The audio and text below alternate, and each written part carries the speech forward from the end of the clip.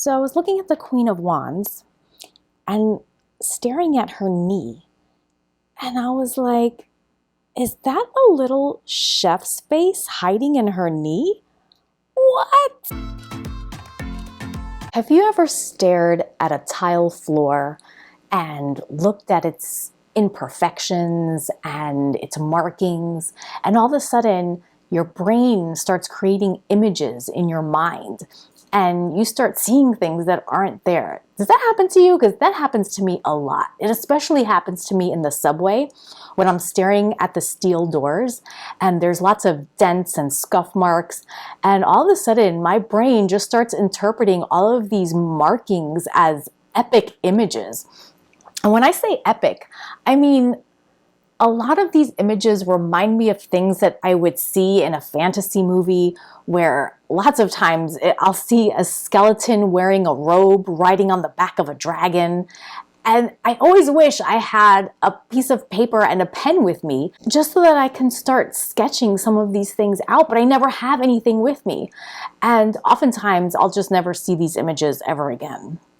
So I figured, you know what? I'm going to do this when I'm at home and I actually have a piece of paper next to me and a pen, and I'm just going to whip out a random deck that I haven't used in a while, and I'm going to just start staring. I'm going to start staring and looking into the image and see what I find.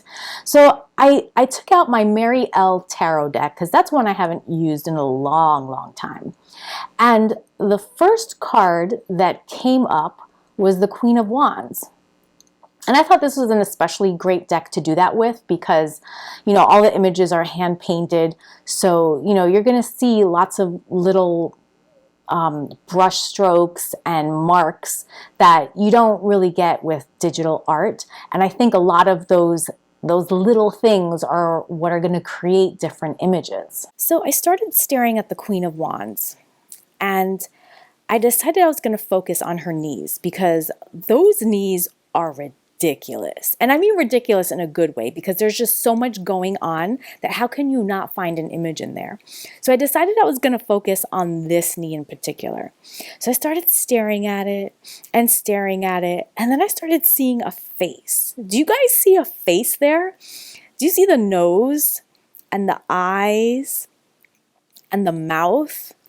And then I started seeing a hat that kind of looked like a bonnet over here. And then it started reminding me of a chef's hat. And I thought, oh my goodness, I'm starting to see a chef in the Queen of Wands knees. So I'm taking out a pad and I'm going to start drawing this thing.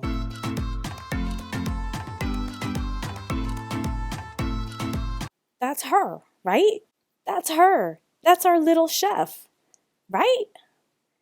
I mean, I tried my best. I tried my best to interpret what I was seeing. Let's see if we can focus in here. That's our little chef, right?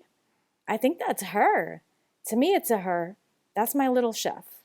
I think I did a reasonable job at interpreting what my brain was seeing. Is that what you guys see? So one of the things that I want you to get out of this exercise is that if you pull a tarot card and you notice something that you've never seen before, but you're noticing it in that moment in time, then use it.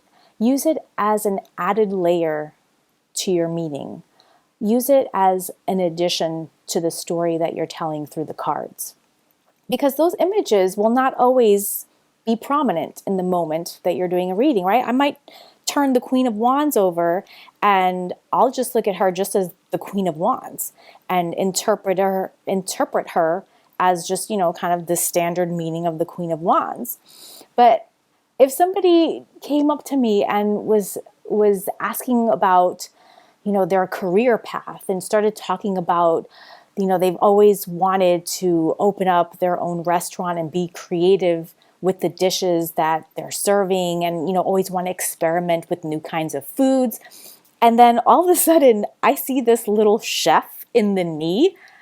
I'd be like, hell yeah, go for it. That's your dream. That's what you should do.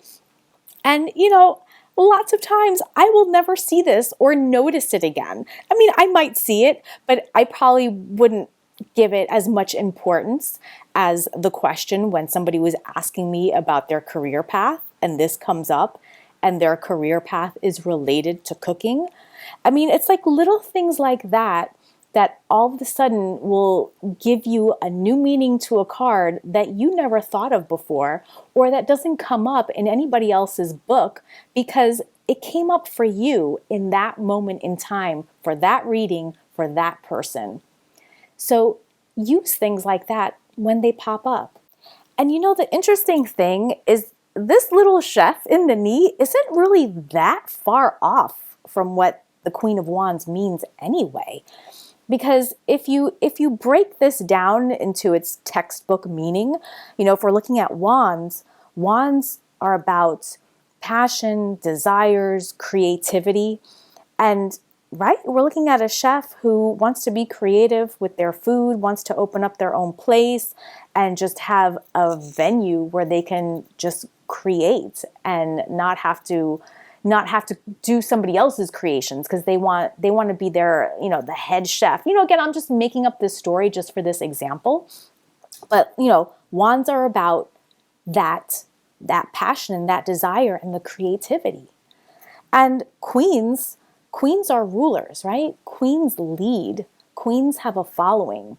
And again, this is about starting your own restaurant, creating something that belongs to you, being in charge of the thing, right? You're not answering to anybody. You're the head chef. You're going to be owning the place. You're going to be telling other people what to do. And if you're struggling, by the way, with what the court cards mean and how to distinguish between pages and knights and queens and kings, I actually did a video and I'll put it in the info card just so you can check it out. Yeah, don't struggle with court card meanings anymore. Check out that video and that should help you out because I kind of use court cards in the real world just to give you some examples and to make it a little bit easier. But anyway, back to our little chef and our Queen of Wands. Like I said, it's not too far off. So even though if you look up what does the Queen of Wands mean, you're probably not going to find that the Queen of Wands means you should open up your own restaurant and be creative with your dishes. But for this particular reading, as an example that we're making up, it works. And you're going to find little things like that when you're doing readings for other people in real life. And all of a sudden, you're going to start seeing images. You're going to start seeing symbols that you've never noticed before. And it's especially fun when you haven't used a deck in a while. So, you know, sometimes if you're, for example, using the Rider-Waite-Smith every time, every reading, you know, you're used to it. And you're not really looking for new symbolism and imagery because you've almost memorized it. But when you have a brand new deck that uses original art and symbols that aren't standard for a particular tarot card, it's fun to be able to pick out those symbols and pick out those different images to help add more meaning to your card. So hey, if you found value in this little mini explanation of how to dig deeper and find new meanings into your cards, definitely hit that like button. And if you want to see more, hit subscribe because I'd love for you to be notified when new things are coming out. Thanks for tuning in. Bye!